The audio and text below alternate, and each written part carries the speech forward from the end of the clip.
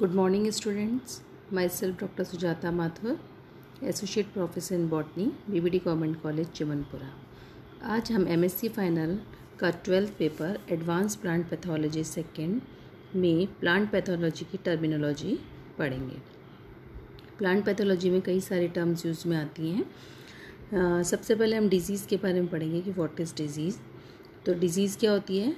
एक abnormal condition होती है of a plant in which the physiology, morphology and development is altered under continuous influence of pathogen। मतलब जैसे ही कोई pathogen host के संपर्क में आता है तो उसके अंदर कई सारे फिजियोलॉजिकल, मॉर्फोलॉजिकल और डेवलपमेंट में चेंज होते हैं जिससे कि उसमें डिजीज़ उसको कहते हैं। Second is pathogen. पैथोजन क्या हुआ? पैथोजन वो हुआ जो कि डिजीज़ कॉज करता है। Pathogen is an agent that causes disease. उसके बाद टर्म आती है पैथोजेनेसिटी। पैथोजेनेसिटी क्या हो गई? It is a property of an organism that cause disease. जो भी कॉजल ऑर्गेनिज्म है, पैथोजन है, माइक्रो ऑर्गेनिज्म है, डिजीज़ कॉज कर रहा है तो उसकी वो प्रॉपर्टी पैथोजेनेसिटी कहलाती है। Next is pathogenesis. Pathogenesis, patho means ये पैथोजन की बारे में बात करें, जेनेसिस मतलब process. The process of events of disease development की कैसे पैथोजन ने होस्ट को इन्फेक्ट किया, तो वो जो सारे इवेंट्स हैं उनको हम बोलते हैं पैथोजेनेसिस।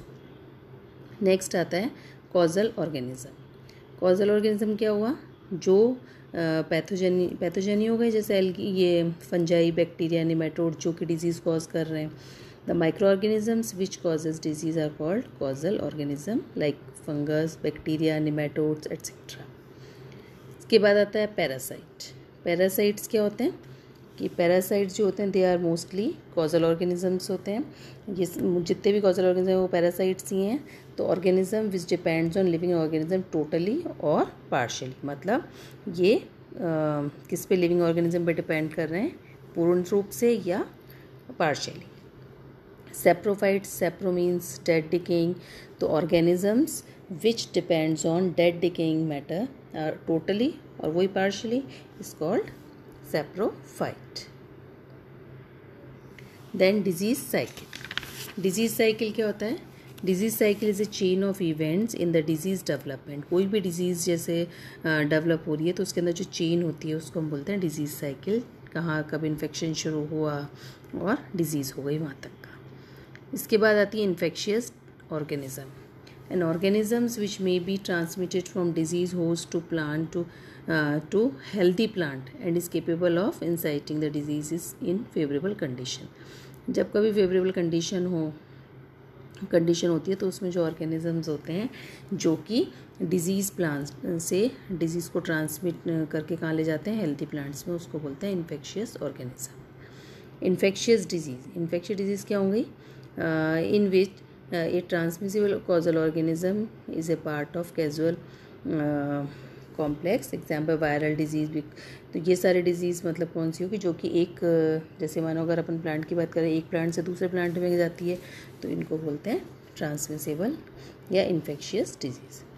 उसके बाद टर्म आती है सिम्बायोसिस। सिम्बायोसिस क्या होता है? It is association of two living organism in which both are beneficial, मतलब पैरासिटिक होते हैं और ये एक दूसरे को बेनिफिट पहुंचाते हैं। तो अपन ने ये पढ़े हैं लाइकेन्स, माइकोराइजिया। लाइकेन क्या होते हैं? एल्गी फंजाई का एसोसिएशन होता है जिसमें कि दोनों एक दूसरे को फ़ायदा पहुंचाते हैं, बेनिफिशियल होते हैं। इसी प्रकार mycorrhiza, myco means fungi, rhiza means root. तो ये फंजाई और रूट ऑफ हायर प्लांट्स का एसोसिएशन होता है जिसमें कि both are beneficial to each other. उसके बाद टर्म आती है सिम्बायोंट। सिम्बायोंट क्या हो गए? The organisms which takes part in symbiosis. मतलब अपन कह रहे हैं कि एल्गी फंजाई का लाइकेन एसोसिएशन है तो ये सारे क्या होते हैं?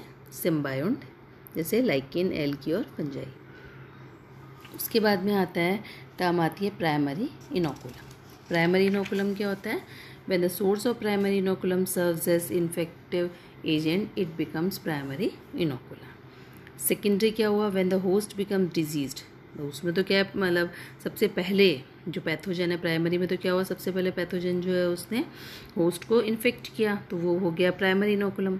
सेकेंडरी में क्या हो गया? When the host become diseased and the organism subsequently produces spores in infectious body।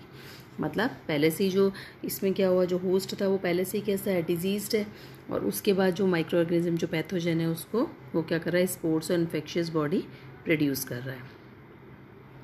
The infection क्या हुआ, establishment of pathogen with in the host, मतलब जब क्या हुआ कि पैथोजन ने होस्ट को इन्फेक्ट किया, मतलब इन्फेक्शन मीन्स उस पर अटैक किया, तो उसके अंदर क्या होता है, कई सारे फिजियोलॉजिकल, मॉर्फोलॉजिकल, डेवलपमेंटल चेंजेस होते हैं और वो इन्फेक्शन कॉज करते हैं।